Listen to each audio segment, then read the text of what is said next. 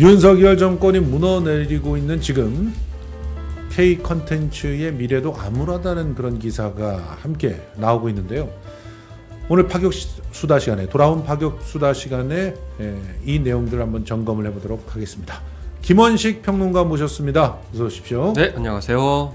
예, 사실은 그 K 컨텐츠의 미래가 암울하다 이런 얘기가 어제 오늘 나온 얘기는 아니에요. 그렇죠. 처음부터 있었어요. 그러니까 그럼에도 불구하고 우리 K 컨텐츠 제작자들과 그리고 우리 든든하게 떠받쳐 들고 있는 아티스트들이 사실은 그런 그 우려들을 불식시키면서 정말 성장을 많이 해왔던 게 사실 아닙니까? 네, 맞습니다. 그래서 이런 우려들이 과장된 거다 이런 얘기들도 있고 그런데 평론가님은 어떻게 보십니까? 사실 저는 K 콘텐츠 자체의 위기는 없다고 보고요. 그렇죠. 사실 정치도 최고 리더가 잘해야 되듯이 지금 현재 K 콘텐츠의 위기도 의사결정자들 병행의 리스크다 이런 생각을 하게 됩니다. 그걸 입증하기 위해서 오늘 우리는 사례 2개를 갖고 나왔는데 한번 끝까지 들어봐 주시면은 이걸 왜 우리가 주목했는지를 알게 될 겁니다. 먼저 드라마 쪽에서 정년이라고 하는 드라마를 분석을 해보려고 합니다. 정년 태평성대란 말인가? 이게 유행어가 되어버렸어요. 역시 배우다우십니다. 저도 여기 무대에 섰을 때가 막 생각나면서 짜릿짜릿한 그런 느낌으로 봤는데 정년이 정말 돌풍을 일으키고 있습니다. 지금 처음에 시작서부터 좀 심상치 않았어요. 4% 정도로 시작을 했거든요. 앞에 드라마가 조금 죽을 써놨기 때문에 저 정도도 나쁘지 않다 이렇게 생각을 했어요. 왜냐면은 소재가 너무 독특해요. 그러니까요. 그래서 이 정도면 선방이야 이렇게 생각을 했는데 갑자기 쭉쭉 치고 올라가더니 지금 14%를 넘어섰고요. 지금 수도권에서도 14%를 넘었고 15%까지 순간 최고 순간 시청률이 15.5%까지 지금 나왔습니다. TVN에서 이 정도 나왔다면은 대단한 성공이 아닐까. 전 국민 드라마가 된 거죠. 그렇습니다. 도대체 왜 이렇게 정년에 빠져들고 있을까? 이런 기사들이 쏟아져 나오고 있어요. 그래서 국극 소재로 K 콘텐츠의 지평을 넓혔다 이런 기사들이 나왔는데 우리가 이제 이 정년이의 성공 포인트가 국극을 선택했던 거다라고 하는데 이견이 이제는 없어요. 없죠. 네. 이제는 없어요. 근데 이제는 없어요. 처음에 이게 기획서 단계였을 때는 국극을 누가 봐 요즘에 막 이러면서 많은 리스크로 국극 소재라고 하는 게 양날의 검처럼 이렇게 평가됐던 게 사실 아닙니까? 사실이죠. 사실 국극 단체가 있습니다. 그래서 그럼에도 불구하고 국극이 대중적인 어떤 선호도에서 많이 떨어진다는 이유로 처음에 국극 소재가 등장하니 아니 판소리가 등장해도 잘 안 될 판에 국극이 등장한다라고 해가지고 아예 안 보고 그랬었는데요. 근데 한편으로 뜯어보니 여기 이제 보물이 잔뜩 있었다라는 점을 뒤늦게 발견하니까 그때부터 언론에서 보물 터지듯이 국극에 대해서 주목하고 있고 긍정적인 게 국극 단체들이 너무 좋아하는 그렇죠. 국극 작품들이 또 힘 받아가지고 지금 무대에 오르고 또 주목을 받고 있기 때문에 정말 바람직한 사례였습니다. 자, 도대체 국극이기 때문에 리스크다라고 하는 건 몇 가지로 나눠서 봐야 될 것 같아요. 일단 첫 번째, 국극은 왜 판소리와 달리 우리 국악에 있어서의 일종의 주류 컨텐츠로 한 번도 인정받지 못했을까요? 그 부분을 먼저 뜯어봐야 돼요. 어떻게 보면 우리가 이제 문화 현상을 얘기할 때 오래된 미래다 이런 얘기 많이 하잖아요. 결국에는 그때 당시에 1950년대를 전성기라고 보는데 여성들이 중심이 되다 보니까 사실 여성이 중심이었을 때는 가부장제의 어떤 사회의 기운이 많이 남아있을 때는 폄하를 하는 거죠. 폄하했어요. 맞아요. 그렇기 때문에 그때 당시에 여성들이 엄청나게 열광했음에도 불구하고 어떤 현상이 벌어졌느냐? 그 뒤에 공공부문 정부에서 전혀 지원을 케어를 하지 않았던 그래서 멀어지는. 그래서 이 드라마에도 약간 나오지만은 이제 방송의 시대가 되면서 그렇죠. 또 방송과 영화가 그냥 막 밀려들어왔죠. 밀어들면서 더욱더 이제 소외가 됐던. 그렇지만 국극 안에는 21세기에 굉장히 선호할 만한 문화적 코드들이 굉장히 많이 들어있었다. 그게 지금 현재 맞아 떨어지고 있다. 저는 그렇게 맞습니다. 사실 국극하면 국악계에서 별로 안 좋아했어요. 그렇죠. 예, 왜냐하면은 판소리만 쫙 여기에 대가가 있고 인간 문화재가 있고 이렇게 해야 되는 거 아닙니까? 그리고 춤이면 춤으로만 쫙 거기에 대가가 있고 인간 문화재가 있고 이 일본식 인간 문화재 정책을 받아들이면서 국국은 낄 데가 없어. 아니 소리만 잘해서 되는 것도 아니지만 소리가 뭐 소리만 놓고 비교해 보면은 판소리 대가라는 사람한테 따라가기가 어렵죠. 춤만 갖고 되는 거 아니지만 춤 하나만 놓고 보면 또 춤의 명인들을 갖다가 어떻게 국국하는 사람들이 따라가겠습니까? 연기는 또 국국의 연기는 뭐 사실은 신파 연기라고 해가지고 새로운 근대 연기들이 몰려 들어오면서 비주류로 터붓이 됐잖아요. 그런 것들이 있으니까 국국은 그 어디에도 끼지 못하지만 그 어디에도 속해 있는 이 그렇죠. 경계성. 예. 그래서 이미 뭐 요즘에 퓨전이다, 뭐 융합이다, 뭐 융복합이다, 그리고 버라이어티 이런 얘기 많이 하잖아요. 종합 예술인. 그걸 이미 국국 때 다 보여준 거죠. 맞아요. 그러니까 이미 시대를 앞서갔으니까 그런 점에 당시에는 각 분야별로 이렇게 나눠져 있는 그런 상황이었기 때문에 예. 어디에도 속하지 못했던. 그렇지만 그 경계의 어떤 융합이 예. 오늘날에서는 잘 맞아떨어지잖아요. 그렇죠. 바로 그거예요. 그러니까 경계에 있어가지고 그때는 어디에도 속하지 않는다고 해서 터붓이 됐는데 지금은 경계가 아니라 융합되어 있는 가능성. 그래서 서로에 의한 시너지 이런 것들이 돋보이면서 새롭게 그거를 주목받고 딱 포착해가지고 드라마를 만들었다는 게 굉장히 이게 기획적 아이디어로 참 대단했던 거죠. 그리고 또 짚어볼 만한 게 뭐냐면 국극은 대중적이다. 그렇죠. 이게 굉장히 또 문제였어요. 대중이 좋아하는 얘기만 한다 이거야. 맨날 사랑 이야기. 그렇지. 사랑 이야기만 하고. 근데 대중문화를 터부시하고 천박하게 본 그런 식의 이상한 사대주의. 그 문화 사대주의는 사실은 친일파라든가 이렇게 왜곡된 인식에서부터 들어온 거 아니겠어요?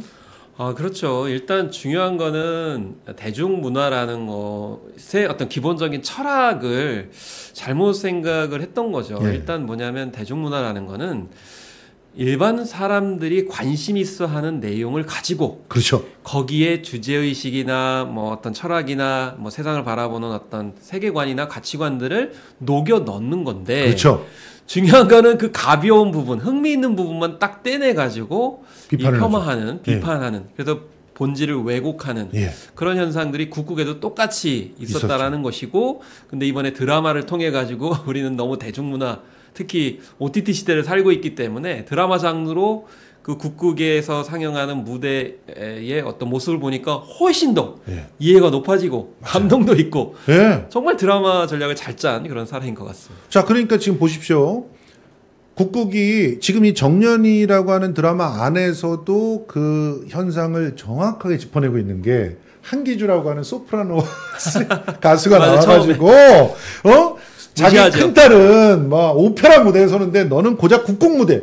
이게 그때 당시에 진짜 일반적인 인식이었어요. 엘리트들이 대중들이 좋아하는 거는 폄하시켰단 말이야. 그러니까 서양 음악하고 또 우리 음악이라고 할 수 있는 판소리 양쪽에서 협공을 당하니까. 맞아. 그러니까 정말 대중적으로는 폭발적으로 인기가 있는데 예술이냐 그게 이러면서 양쪽에서 맞아. 평을 당하니 아마 대중예술 하시는 분들 이런 경험도 굉장히 많으실 거예요. 맞습니다. 이런 상황이었던 국극을 소재로 하는 거예요. 그러니까 리스크가 있을 수밖에 없고 거기다가 뭐 이런 거죠. 이제 국극이라고 하는 장르가 형성될 때 외색 시비가 또 있었어요. 왜냐하면은 일본에서부터 많이 이런 일본에 국극 비슷한 장르가 그렇죠. 있거든요. 그래서 그걸 본 따온 거다라는 오해를 갖다 많이 받았는데 사실 문화라고 하는 건 특히 대중문화라고 하는 건 동시대의 다양한 문화에 영향을 다 받기 마련이잖아요. 그렇게 영향을 받은 걸로만 따지면은 뭐 우리 경기 민요 같은 경우 사실은 민요고 막 그렇다고 하지만 그리고 지금은 굉장히 고퀄리티의 막 우리 고유의 예술인 것처럼 얘기를 하지만 실제로 동시대에 일본의 엔카나 이런 데하고 많이 이렇게 영향을 주고받으면서 이렇게 형성이 됐단 말이죠. 사실 그 일본의 공연 예술은 백제에서 다 건너갔어요. 그렇게 따지면은 이거 물론 이제 그 양식이나 스타일이 중요한 게 아니고 그 안에 뭐 일본 제국주의 어떤 그런 메시지나 이런 거 있다면 문제겠지만. 그렇죠. 문화 양식으로서 서로 주고받으면서 중요한 거는 크리에이티브한 면이 얼마나 더 있느냐. 예. 이게 더 중요한 거죠. 네. 맞습니다. 그래서 사실은 이 드라마가 처음 기획 당시에는요. MBC에서 맞아요. 까였다는 그런 얘기가 있었는데 뭐 MBC는 그랬다고 하죠. 제작비가 너무 든다 뭐 이러면서. 이것도 사실 리스크네. 그러니까 국극은 극중극 장면이 자꾸 나오잖아요. 제작비가 많이 들어가죠. 그러니까요. 세트 하나가 다 있어야 되는데 그러니까 한 작품 할 때마다 세트를 새롭게 다 만들어요. 여러 날 하지도 않아. 여러 작품이 또 나오기 때문에. 그렇죠. 그래서 이제 제작비가 일단 많이 들어가죠. 게다가 뭐 의상들 이런 거 다 고증해야 되죠. 그때 풍광을 갖다 다 만들어내야죠. 제작비가 많이 들어가. 그런 걸 간섭을 많이 하려고 했어요. 이거 굳이 들어가야 되냐. 그렇지. 이렇게 하는 건데. 야, PPR 들어갈 데가 없어, 어디? 그 시간이 너무 아깝다. 그렇지. 이렇게 개입하기 들어가면 이제 정상적으로 제작이 될 수 없는 거죠. 그래서 저는 글로벌 OTT가 없었더라면 정년이는 불가능했을 것이다 이런 생각을 합니다. 감히 이제 디즈니가 한국에서 좋은 일한 유일한 사례 중에 하나가 아닐까 그런 생각이 들면서 정년이 그런 위기를 뚫고 국극 소재를 K 컨텐츠의 또 하나의 장르적인 공간으로 만들어놨다. 너무 사랑스럽다는 생각이 듭니다. 이대로 되면 시즌 2, 시즌 3까지 쭉 갈 것 같아요. 정년이가 본격적으로 뭐 이렇게 활약까지 나오질 것 같지는 않아. 거기까지 안 나와. 그러니까 시즌 2가 반드시 나와야 될 것 같은데. 그렇습니다. 실제로 원작 웹툰도 3부로 돼 있고 그래서 정년이는 시즌 3까지는 나와야 된다고 저는 강력하게 주장을 하는데요. 여기서 조금 더 이제 그럼 컨텐츠 안으로 들어가서 이걸 보자 이거예요. 그러면 정년이는 어떤 얘기를 하고 있느냐? 철학적으로 이 정년이의 메시지를 갖다 분석해 보면 당대가 굉장히 꽉 막힌 사회잖아요. 전쟁 때문에 완전히 모든 가망성과 희망이 사라진 그런 사회에서 자기의 꿈만을 가지고 직진하는 그 여성 캐릭터 그리고 그녀의 그 직진이 만들어내는 함께하는 성공 이게 굉장히 큰 위안과 치료를 주고 있는 거 아닙니까?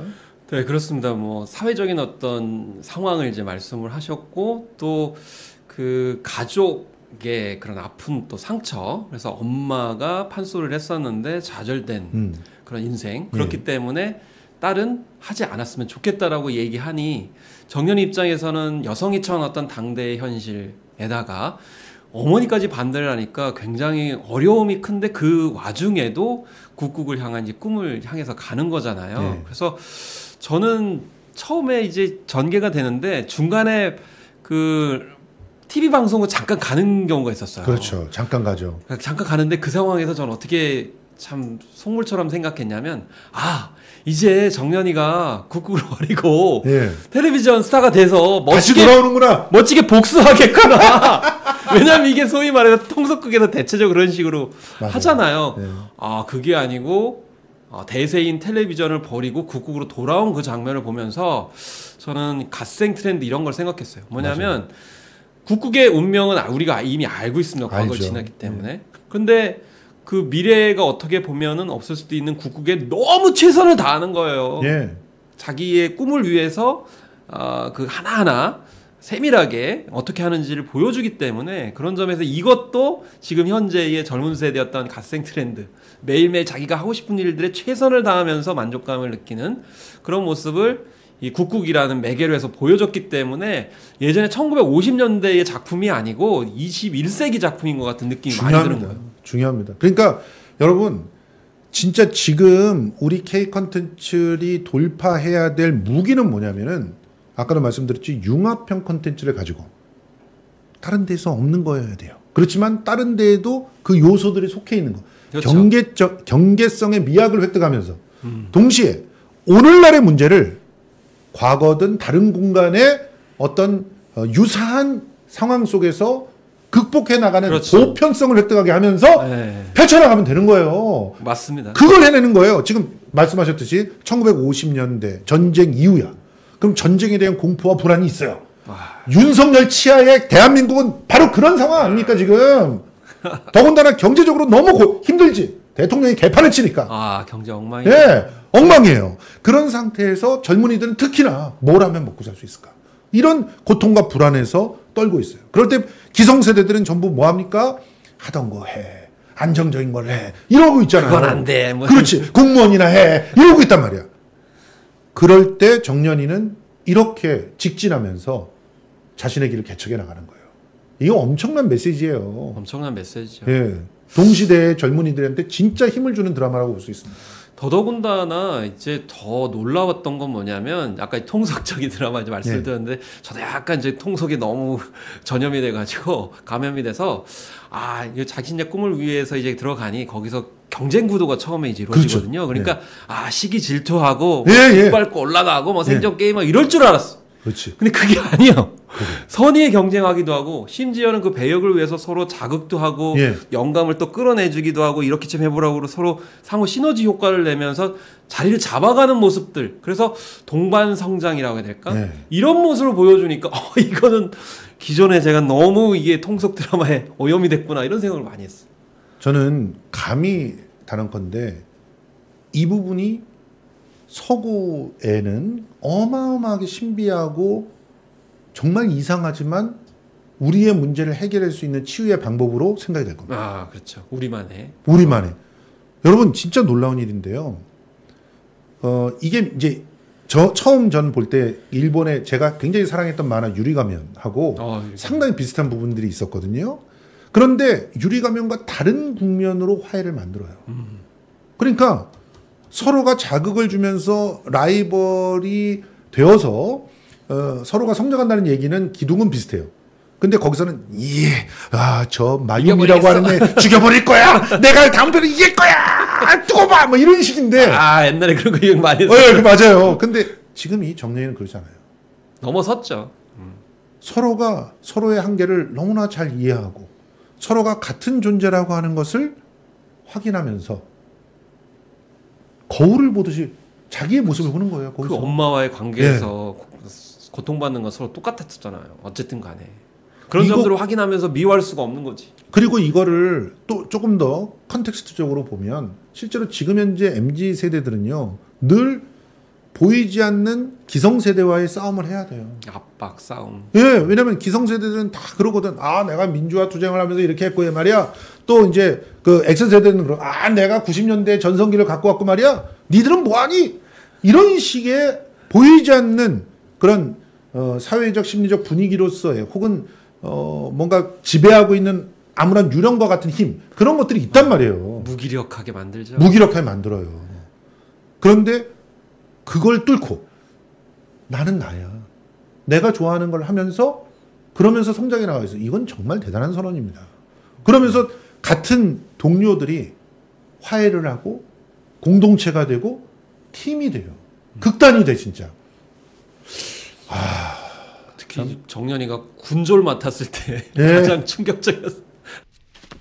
편할 테면 들으라고 하시오. 나는 저 나라님을 위해 싸우는 것이 아니외다. 고향에 있는 내 가족을 지키기 위해 싸우고 있는 거란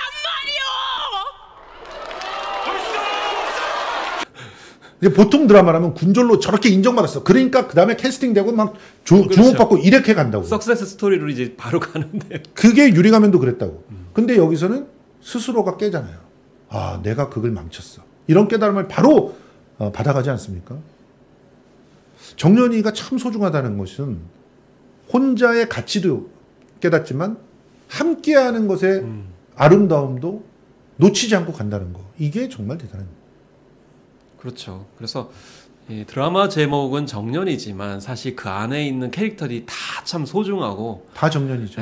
다 콜라보를 이제 혼연일체로 한다는 점에서 이제 버릴 캐릭터 하나도 없었다라고 생각합니다. 그래서 실제로 이제 그 보면은 배우들한테 이제 주목을 하게 되는 건데 이런 드라마를 만들어낸 이 배우들이 도대체 어떤 인간들이냐. 광고 보고 이야기 또 이어나가도록 하겠습니다. 오가닉 내추럴 바디워시 3개, 그리고 크림 2개 세트 선물로 오가닉 무연사 타월 하나 드리고요. 캐모마일 워터 50ml 1개 드리는 거 이렇게 득템 구성 88,000원에 지금 판매하고 있는데요. 아로마 테라피를 욕실에서 구현하는데 가장 좋은 게 저는 바디워시인 것 같아요. 나이를 먹다 보니까 건강관리가 얼마나 중요한지 제가 지금 정말 절실하게 실감을 하고 있는 요즘인데요. 건강을 위해서 여러분, 인공향이 화려한 바디 제품 절대로 쓰시면 안 돼요.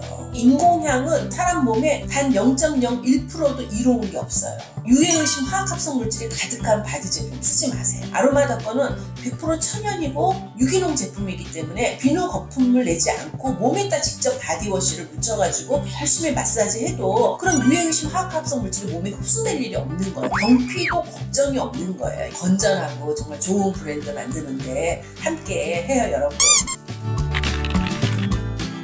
아로마더 이번에 내추럴 바디워시와 바디크림 특별한 그런 세트 판매를 하고 있는데요. 이 오가닉 내추럴 바디워시는 건조하고 거칠어진 피부의 각질과 노폐물을 부드럽고 깨끗하게 씻어내서 촉촉함을 더해드리고요.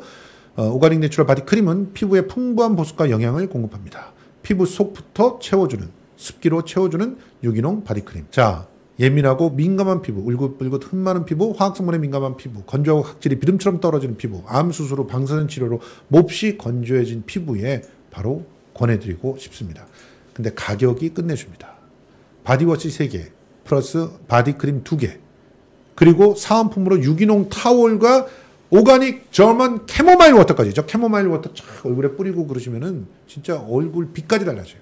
이게 88,000원입니다. 와, 53% 할인. 팔팔하네요. 예, 팔팔합니다. 아로마도와 함께 정말 지혜로운 쇼핑해 보시기 바랍니다. 우선 김태리가 없었으면 이 드라마가 안 됐죠. 아, 진짜 김태리는 김태리였어요. 실제로 원작자가 캐스팅 1순위가 김태리였다. 아니, 본인도 뭐 예전에 웹툰에 관심을 가졌고 네. 또 판소리 숙련 굉장히 많이 하고 애정을 정말 그 바쁜 와중에도 드렸다는 것 자체 깜짝 놀랐습니다. 사실은 처음에 판소리를 누가 대역을 하나 이렇게 생각했는데 전 대역으로 되는 게 도저히 아니기 아니거든요. 때문에 예. 아, 이렇게까지 김태리가 혼신의 힘을 다했구나라는 거를 정말 그 육성 창을 통해서 알 수가 있었어요. 아유, 김태리만이 아니에요. 다 자기가 네. 자기 소리로 이 연기를 갖다가 해냈거든요, 대부분.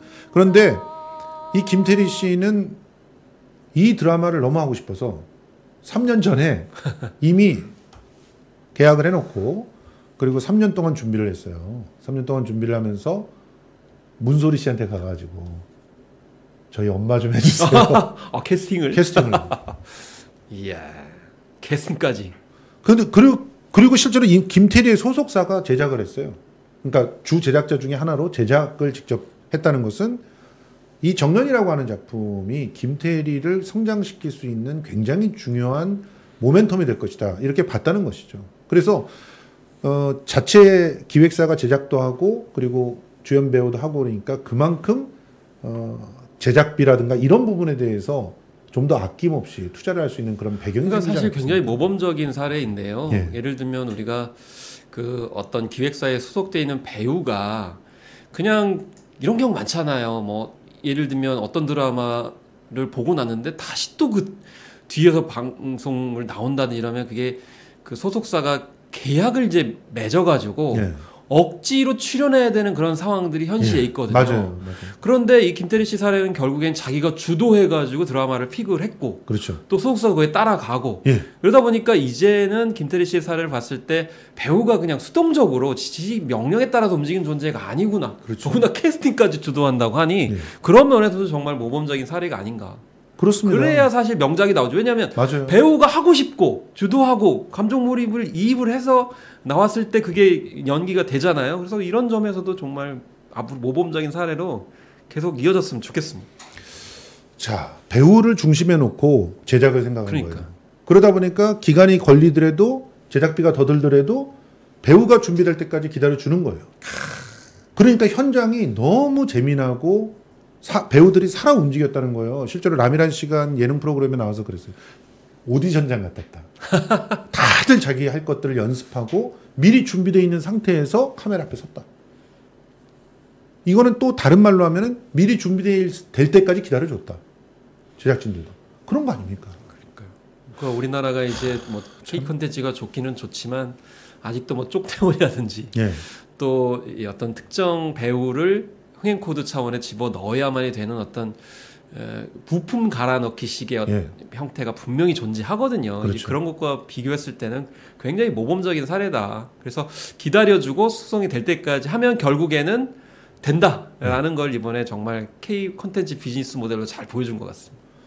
그러면서 어떻게 보면 참여하는 배우들이 연령대에 따라서 굉장히 구성이 진짜 다른 사람들인데 어떤 면에서는 그 각자의 연령대에 정말 잘 맞는 배우들을 재발견하게 해준 시간들이었잖아요. 문소리 씨 대학 시절에 수군가를 익혔다라고 저 알아요. 왜냐하면 저분이 대학 시절에 그 제가 몸담았던 극단 한강에 그 일종의 수습단으로 들어왔어요. 근데 이미 그때 판소리 배우고 막 이러고 있었어요. 바이올린도 배우고 연기를 하고 싶어서. 이야. 근데 그걸 알고 있는데 이 사람이 수군가를 익혔던 것을 알고 김태리가 찾아갔다는 거죠. 그리고 문소리는 자기를 믿어줬기 때문에 1000번이 넘게 추월만정을 연습을 해가지고 10화에 그 추월만정이 나오면서 해가 떠오르는 장면이 정말 우리나라 드라마사에 남을 만한 명장면 아닙니까? 아, 특히 그 앞에 엄마하고 딸의 어떤 관계 또 가족사 이게 판소리와 매개로 해가지고 쭉 있었기 때문에 그 장면이 명장면이 될 수밖에 없었다. 그래서 되게 그 샷을 남발하는 경우가 있거든요. 무조건 뭐 멋있는 장면 해가지고 껴 맞추긴 있었는데 그 장면은 스토리라인과 딱 절묘하게 타임이 맞아떨어져가지고 충분히 명장면으로 두고두고 회자가 될 것 같고 그 소리도 너무 상황에 이제 잘 맞아떨어졌던 추월만정이었어요. 그렇죠. 그리고 또 이게 이미 얘기가 나왔으니까 좀 더 하고 가자면 판소리를 대중문화 콘텐츠에서 바라보는 인식이 완전히 바뀌었어요. 완전히 그 추월만정에서. 추월만정이 완전히 바뀌었죠. 자, 우선 판소리는 한으로 만드는 겁니까? 이게 서편제가 큰 뭐 기여를 하기는 했습니다. 판소리 뭐 우리 것이 뭐 세계적인 것이다 이런 캐치프레이즈를 도출하긴 했지만 판소리에 대한 상당한 오해를 많이 나왔어요. 그렇습니다. 일단 판소리를 하는 사람들이 거의 남성 주도적이다라는 인식들을 많이 하는데 그건 그렇죠. 좀 실제와는 많이 다를 수가 있고요. 그 다음에 판소리의 어떤 문화 코드를 한으로만 투영하는 건 전 일제 식민사관의 파생 효과라고 저는 생각이 듭니다. 왜냐하면 우리 소리 보세요. 무슨 한만 있습니까? 아닙니다. 장기 타령 이런 거 보면 민요 중에도 그렇고 판소리 중에도 그렇고 한만 있는 게 아니에요. 신나는 그 음악도 많고 장단도 많기 때문에 수군가 이런 거 들어보면은 진짜 너무너무 해악이 넘쳐요. 아니, 신앙전에도 신나는 장면 많고요. 심청전에도 많아요. 맞아요. 그런데 그걸 한으로만 투영을 해가지고 부각을 했고 특히 수단과 방법을 가리지 않는 어떤 잔인성. 그래서 소리를 위해 가지고 딸의 눈을 안 보이게 하는. 폭포 밑에서 하다가 피를 토하게 한다든가. 그것만 있는 게 아니죠. 그렇죠. 그런데 이 추월만정을 통해 가지고 모계, 모성 이런 측면들 적극적으로 부각을 해냈기 때문에 이런 점에서 이제 달라질 거다. 그동안 있잖아요. 서편제 때문에 판소리는 무조건 다 한으로 생각했어요. 그렇죠. 이거는 반드시 넘어야 되는 건데 이번에 넘어섰다라고 저는 생각을 하고 맞습니다. 오히려 딸을 인정하는 딸의 꿈을 이제 열어가는 데 있어서 그 추월만정이 고비가 되는 건데 그런 면에서 이제 눈을 안 보이게 해가지고 딸의 인생을 망치는 게 아니고 꿈을 열어주는 길을 여는 그런 장면으로서 이제 많이 패러디도 되고 아마 많은 작품에 재등장할 거라고 생각합니다. 거기에 또 문소리였기 때문에 너무 잘 어울렸다. 그리고 우리가 정은채를 새롭게 발견했잖아요. 깜짝 놀랐어요. 진짜 깜짝. 그러니까 지금 보세요. 그 문소리면은 이제 40대 후반 배우예요. 어떻게 보면은 어머니 역할을 주로 해야 될 배우의 재발견을 만들어냈어요. 정은채 같은 경우는 30대에서 40대로는 이제 넘어가는. 그렇죠. 그런 나이죠. 이제 로맨스의 주인공은 하기 힘들지 몰라도 진짜 앞으로 무궁무진한 다양한 변신을 할 수 있는 그런 연령대의 주축 배우가 될 수 있게. 정은채는 또 굉장히 이상한 소문들 때문에 오히려 자신의 능력과는 다르게 소비되는 경우가 많았단 말이죠. 그러니까요. 근데 그걸 딛고 완전히 정말 새로운 아이콘으로 만들어냈습니다. 그러니까 파친코에서는 이제 며느리로 이제 결혼한 여성으로 나오기 때문에 약간 좀 나이가 들어 보이는 여성의 느낌. 근데 이 드라마에서는 이제 여성이지만 남성성이 저런 식으로 발현될 수 있구나라는 진짜? 측면에서 봤을 때 굉장히 어려운 캐릭터 잡기였을 텐데도 불구하고 정말 최근에 봤던 독보적인 예, 맞아요. 남성성 캐릭터가 아니었나. 그래서 제가 봤을 때는 이 파친코의 그 여성 캐릭터가 아니고 이 정은채가 이 드라마에 나와서 보여주는 것이 본래의 캐릭터가 아닌가라고 생각할 정도로 예. 정말 발군의 연기력을 잘 보여줘서 최대의 수학 중에 하나가 아닌가 하는 생각이. 정말 이런 배우를 하나 재발견한다는 거는 엔터 산업에 있어서 엄청난 그 보석을 갖다가 다시 만들어내는 거예요. 제가 봤을 때는 이런 캐릭터를 본인이 굉장히 하고 싶어 했다는 느낌이 있어요. 많이 들었습니다. 맞아요. 네.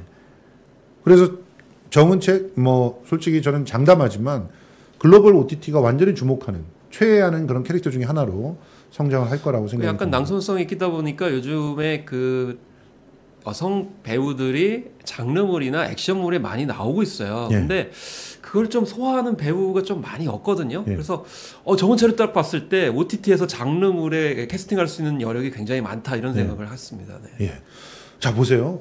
40대 후반에서 50대 넘어가는 연령대의 배우를 하나 완전히 정말 제대로 재발견했죠. 그리고 30대 후반에서 40대로 넘어가는 연령대의 배우를 재발견했죠. 그 정도가 아닙니다. 국국에 나오는 연수생이라고 나오는 신인 배우들이 정말 이렇게 여자 신인 배우들을 한꺼번에 많이 등장시키고 눈에 들게 한다는 거 그거 굉장히 어려운 일 아닙니까? 그중에서 이 앞부분에 초록이, 승희, 오마이걸이 생각나지 않을 정도로 정말 연기를 잘해줬어요. 나중에 알고 보니까 오마이걸의 승이었다. 예. 거꾸로 그렇게 알게 됐죠.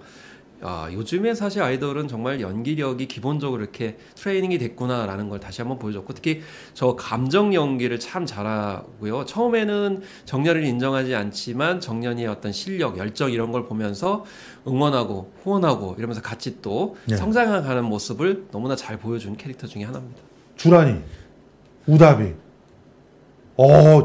저는 진짜 눈에 전혀 익지 않은 사람이었는데 자기의 배역의 역할을 정말 10분 잘하는 가장 대표적인 배우로 이제는 뭐 주조연급으로 완전히 성장한 그런 모습을 갖다 보여줍니다. 이 캐릭터도 자기가 성공하기 위해서 친구들을 아니면 동료들 미치는 게 아니고 같이 또 연습하는 장면이 굉장히 인상적이었어요. 진짜요.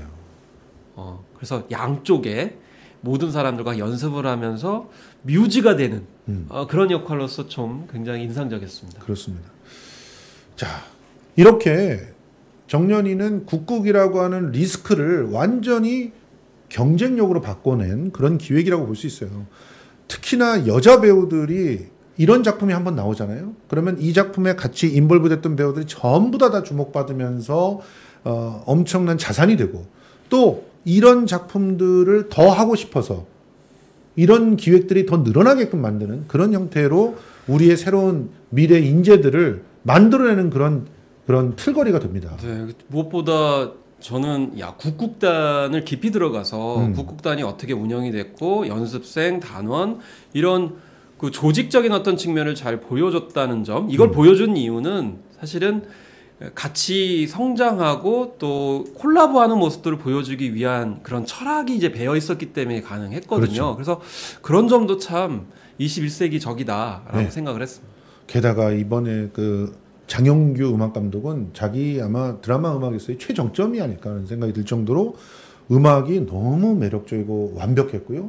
여기 안에서 나온 목포의 눈물에 대한 리메이크라든가 또 소리에 대한 리메이크, 우리 판소리 작품들 사철과 이런 것들 리메이크가 되는데 너무 현대적으로 매력적으로 잘 해냈잖아요. 그 부분이 굉장히 중요한데요. 그러니까 이 작품에는 우리에게 지금 친숙하지 않은 판소리 창 그리고 또 여러 가지 국국 안의 어떤 내러티브나 이제 뮤지컬적인 요소가 등장을 하게 되는데 그냥 그걸 생뚱맞게 보면 아마 졸릴 거예요. 졸리죠. 그런데 그 등장인물들의 사연이라든지 상황이라든지 뭘 하고자 하는지 이런 것들을 세세하게 보여주면서 그걸 소화해야 되는 연습 장면과 또 그걸 이제 도출하는 장면들이 자세히 나오다 보니까 그런 장면들이 다 이해가 되는 거죠. 그렇죠. 창이나 판소리 다 이해가 되고 그래서 이거는 정말 뛰어난 연출력이다. 그래서 저는 이런 장면들을 보면서 김성수 평론가가 생각이 났어요. 왜냐하면 이런 작품을 좀 만들고 싶었을 텐데. 그럼 참 내 생에 있어서 불가능할 거라고 생각했는데 그거를 하는 후배가 정말 너무 감동적이고 뿌듯하고. 그래서 이 드라마를 그랬습니다. 보면 저는 공연 양식을 잘 이렇게 감상할 수 있는 포인트들을 자연스럽게 습득할 수 있다. 왜냐하면 처음에 뭐 공연 딱 봤을 때는 이게 낯설기 때문에 잘 몰입이 안 될 수도 있거든요. 근데 이 드라마를 보면 공연 예술 양식이 이런 식으로 흘러가고 또 배우들은 또 이런 식으로 감정을 잡고 캐릭터를 잡으면서 이입을 하는구나 이런 걸 자세히 알 수가 있기 때문에 오히려 청소년들도 많이 볼 수 있어서 저는 그래서 디즈니가 투자를 했나? 뭐 이런 생각도 들었습니다. 맞습니다. 자녀들과 보면 더 좋으실 것 같다는 생각. 거기다가 이제 원소스 멀티 유즈라고 하는 그 대중문화 콘텐츠의 마땅한 숙명이라고 해야 되죠. 그래서 이게 잘 안 되면 사실 대중문화 콘텐츠로서의 성공을 했다고 볼 수가 없는데, 자 보세요. 극중국만 따로 커트해가지고 이미 에피소드로 엄청난 반향을 일으키고 있습니다. 유튜브에서 어마어마한 그런 영향력을 과시하고 있어요. 이미 첫 번째 극중국이 춘향전이었죠. 두 번째 극중국은 바보와 공주, 온달 장군 이야기입니다. 자명고도 있었고. 자명고도 극중국으로 있었는데 극중국 커팅은 아직 안 된 것 같아요. 그거는 중간중간만 좀 보여줘가지고 그런지. 근데 보세요. 이 극중국으로 새로 편집을 해서 그걸로 즐길 수 있게도 해주니까 참여를 좋아하는 시청자들, 요즘 시청자들은 찾아서 본단 말이에요. 디깅 컬처 하는 거죠. 바로 들어가죠. 다 봅니다. 그렇습니다. 게다가 이 포스터가 화제가 되고 있어요. 자, 극중국이 나오면 그 다음 포스터가 옛날 스타일의 이 포스터 자체가 컨텐츠가 돼서 또 사랑을 받고 있습니다. 자, 그리고 여성 국국 자체가 아까도 말씀드렸지만 조명을 새롭게 받고 있고, 그래서 지금 현재 여성 국국 제작소라고 하는, 아마도 제가 알기로는 지금도 능동적으로 국국을 제작하고 있는 데는 여기밖에 없는 걸로 알고 있는데, 이런 데에서 이제 국국 그 자체를 현재적 재창조를 창조를 할 수 있게끔 고민이 되는 모티브가 이 드라마가 됐다는 점. 이 점은 진짜 이 드라마가 다른 드라마와 완전히 다른 성과를 갖고 있다는 거, 그거를 말해주는 건데요. 자, 그럼 결론적으로 이 정연이가 해낸 작업들이 사실은 K 컨텐츠의 이 젖줄을 마르지 않게 하는 그런 선택이라고 볼 수 있지 않습니까? 네, 일단 지금 어떤 그 젊은 세대의 코드도 우리가 이제 살펴볼 필요가 있는데, 예를 들면 Z세대라고 불리는 10대 후반에서 20대 초중반의 세대는 저의 세대하고도 다 다른 것 같아요. 왜냐하면 저만 해도 그 주변 친구들이 트렌디하지 않다, 예전 거는 좀 낡았다 이러면서 좀 약간 좀 배관시하는 경향이 있었거든요. 근데 저는 Z세대에서도 희망을 봅니다. 이 친구들은 자기에게 뭔가 감동과 울림을 주면 예전 거든지 이전 거든지 뭐 고리적인 건지 아무 그걸 개의치 선입견이 않아요. 없어요. 선입견이 없어. 내가 봐서 좋으면 그냥 휙을 하는 거기 때문에 이런 점을 저는 국국을 소재로 한 정연이가 그대로 포착을 잘했다. 그래서 저는 오히려 K컨텐츠의 희망이 이런 Z세대, 젊은 세대에 있다라는 걸 정연을 통해서 다시 한번 확인했다고 생각을 합니다. 그러니까 이 Z세대를 갖다 연구하시고요, 제발. 이들이 좋아할 법한 것들을 우리 자녀 세대들이잖아요. 우리 과거의 것들 중에서 찾아내세요. 찾아내서 현재의 문제의식, 현재의 고민과 같이 연결시키면서 또 다른 스토리와 인물들을 만들어내면 100% 성공합니다. 그리고 그것은 그냥 우리 내부에서의 성공이 아니라 전 맞아요. 세계적인 그게 중요하죠. 주목을 받을 수가 있어요. 해외에서도 지금 난리예요. 난리예요, 지금 판소리 때문에. 국국이란 장르에 대해서 굉장히 매력적이라고 얘기하고 있어요. 더군다나 보세요. 여기서 퀴어 소재들이 아주 그냥 막 쏟아지듯이 다뤄지고 있는데 그 거부감이 있습니까, 지금? 거부감이 없죠. 그러니까 요즘 21세기는 이제 뭐 퀴어를 넘어서 가죠. 젠더리스, 그 다음에 크로스 섹슈얼리티거든요. 그래서 여성이 남장을 하고 모든 공연에서 이제 주인공이 되는 이런 서사, 캐릭터, 그리고 워먼스라고 그래가지고 여성들의 어떤 우정. 그렇죠. 이런 것들이 시대적 코드이거든요. 그걸 정확하게 국국을 매개로 해가지고 다 담아내고 있기 때문에 정말 놀라운 작품이고, 그래서 전 세계적인 트렌드의 어떤 중심에 있을 수밖에 없는 거죠. 억지로 화제가 되게 하기 위해서, 노이즈 마케팅하기 위해서 퀴어 코드 집어넣고 그렇지, 이럴 그러면 필요가 안 돼요. 이럴 필요가 뭐가 있어요? 그런 거 전혀 강조하지가 않아요. 그냥 정연이가 온달이 되어서 평강을 쳐다보면 거기서 오가는 감정을 느끼면서 갑자기 그게 로맨스가 된단 말이에요. 그렇지만 그거는 극중 그렇죠. 극인지 아니면 또 밖에서도 그런 감정이 있는지 헷갈린다고 하는 말을 들으면서 주란이가 고민하잖아요. 이런 장면들이 진짜 기가 막힌 표현이라고 봐야 됩니다. 이런 컨텐츠를 만들어낼 수 있는 기술은 다 있어요. 그 정도의 스토리텔링과 극작술도 다 있어요. 문제는 이런 기획을 하고 뚝심 있게 밀어붙일 수 있는 밀어주는 밀어주는 계기가 많이 없다는 거죠. 맞습니다.